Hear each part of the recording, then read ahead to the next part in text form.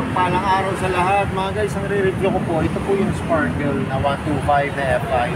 Kaya ko po ito i-review kasi nagagandahan po sa kulay ito. Saka yung combination po, yan, yung glossy na black na kasi yung orange po siya, gray po na decals.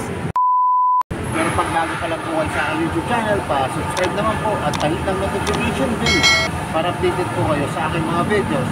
Tara mga guys, simulan natin ito review. Mga guys, ito po yung Rusi Sparkle 125i. Pero mga guys, may lumabas na po na Sparkle 150i ha. Nire-review ko lang po to kasi ang ganda po ng kulay nito. Saka yung forma niya po. Yan. Gandang-ganda po sa design po nitong Sparkle na to. So mga guys, simulan po natin sa kanyang gulong. Ang gulong po nito ay 80 by 90, 14 po. Ayan, yan po yung kanyang disc brake. Tapos ito po yung kanyang front shock na may embossed na nakalagay na Rusi. Tapos ito po yung kanyang brake caliper. Yan, nut lock. Tapos mga guys, ito po yung kanyang fender. Glossy po siya na black. Tapos yung kanyang ilaw na headlight. Yan, LED na po yan. Yan, LED na po yan mga guys. Tapos ito po yung kanyang signal light. LED na rin po yan, magkapila. Wow! Tapos ano na po siya, FI, Euro 4 na rin. Tapos kita nyo naman yung decals niya, yan. Minimal lang po yung decals, konti lang.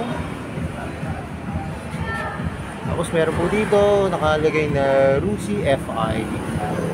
Tapos sa body niya po, ito po, Sparkle 125i. Tapos yung kanyang likod na gulong mga guys, yan. Ang sukat naman po ay 90 by 90, 14 din po. Tapos may mudguard po siya para iwas tibalsik po ng putik sa ating underneath ng motor. Tapos ito po yung kanyang muffler. Yan na po ng kanyang muffler. Tapos yung heat guard niya po yan. Cover na cover naman po yung ating pipe.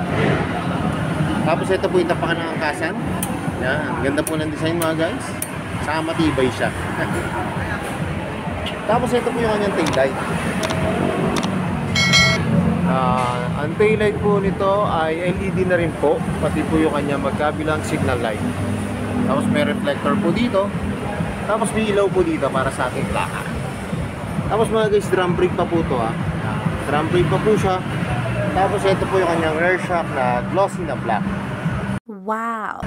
Mga guys, may ano to ha, may kickstart pa po siya. Tapos ito yung kanyang crankcase.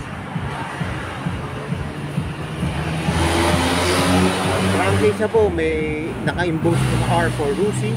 Tapos yung kanyang center stand at side stand po ay glossy siya na black.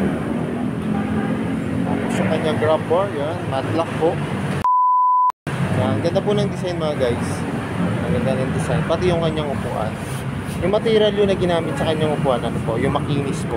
Wow! Pero naka-camelback na po siya na design. Tapos may ano dito, engraved po na R, yan, for Rusi. Tapos mga guys, ito, bubuksan natin yung kanyang upuan para makita natin yung U-box. Yo.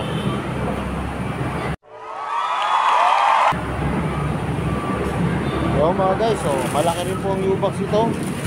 Kasyang-kasya po dito, ano, half face na helmet. Pero depende po sa inyo full face.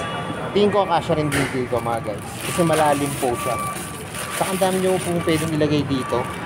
Saka ang ganda nito mga guys, pagka magpapa-car wash, ay motor wash kayo yan, pwede rin ito kung malinis yung loob. Yan. Iiwasan lang humabasa itong OBD po. Tapos may hook po siya rito para sa ating helmet o pinamili. Tapos ito po yung kanyang gas tank. Yan. Ito po. Tapos magandaan din po nito, meron pong flarings.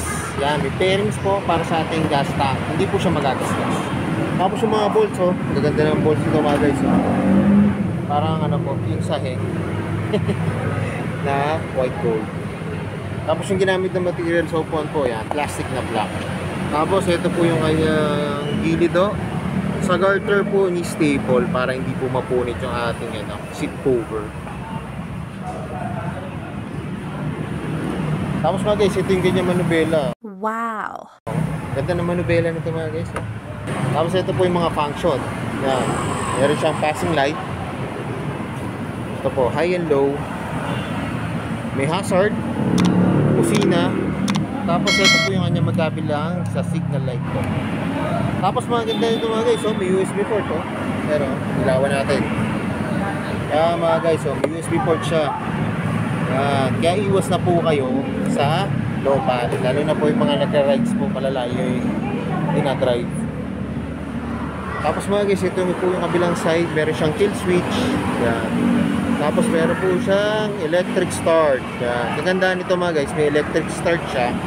Tapos yung nga po, meron siyang kick start. Tapos ito po yung kanyang park light. Yan, park light po. Tapos yung throttle niya, yan, nalutong. Pati po yung kanyang brake. No! Tapos mga guys, yung packet po nito, ano lang siya, mababa lang po siya. Kaya hindi po pwedeng yung cellphone po. Pwede lang po coins. Kasi baka pag nalubak kayo, yun nga po, may humps. Baka tumalubog po. Ito po yung kabilang packet, mababaw lang din po. Mga guys, maganda na yung nito, susian nyo. May shutter lock na siya. Tapos yung function niya nga po, dito na po. Pag bubuksan nyo yung upuan, yan, hindi nyo na po sususian dito sa gilid. Dito na rin siya. Sa susian nyo po. Sa ignition. Tapos kagandahan nito mga guys, ano na siya, digital gauge panel na siya. Tapos dito po yung selection, dito po yung pag-set nyo. Tapos ito po, meron siyang hook dito, para sa pinamili nyo. Pero plastic lang po siya mga guys. Tapos yung kanyang footboard, yan. Maganda rin po, malaki po. Tapos ito na po yung kanyang battery. So yun mga guys, ito na yung nabang ako. Sasakyan ko na itong Rusi Sparkle 125i na glossy na black. Tara, tingnan nyo ako mga guys pag nakasakay na ako sa iyo.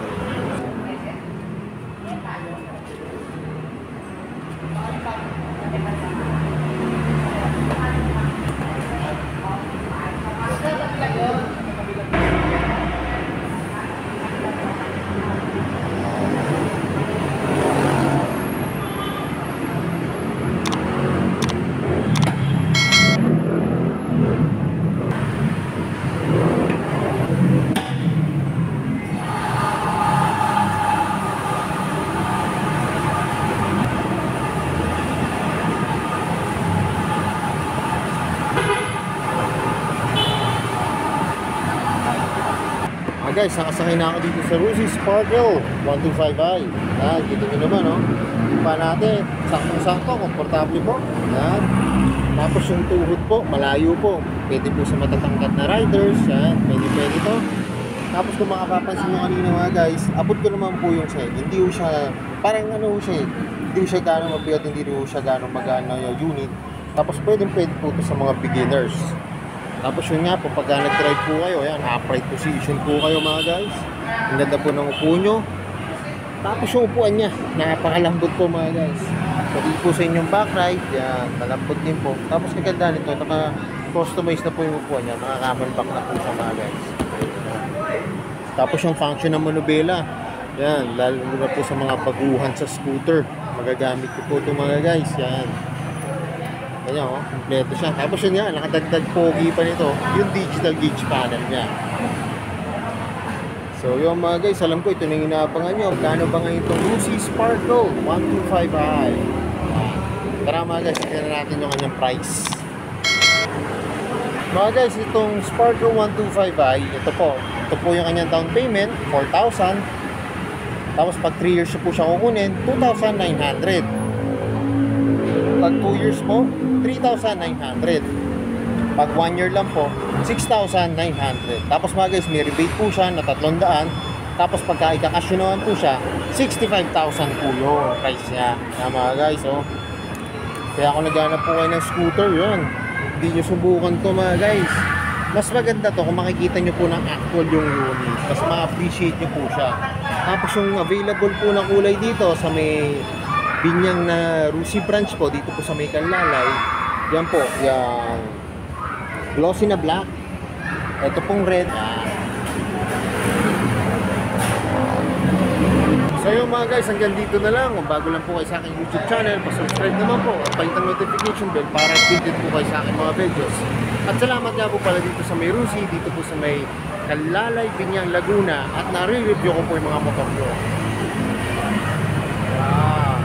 More sales to come. At mga guys, pasyal na po kayo ha, kasi meron po sila dito Adventure X. Yan, yung kulay black po. Tara, puntahan natin para makita nyo po. Mga guys, so may available sila ngayon dito.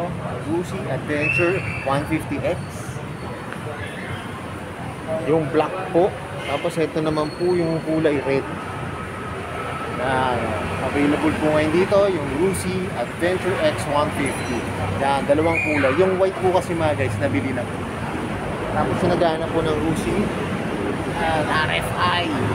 Meron po dito matte black. Tapos yung blue. Yan, na version 5 na po. Mas maganda mga guys, pupunta kayo dito ng mismo sa branch po kasi para ma-appreciate nyo, makita nyo na actually. At yan na lang ito po sinasabi. Ingat po palagi. Ride safe always. And God bless po. Palaging share po ng aking mga videos at lagi natin tatandaan, mahal tayo ng Diyos. Bye-bye!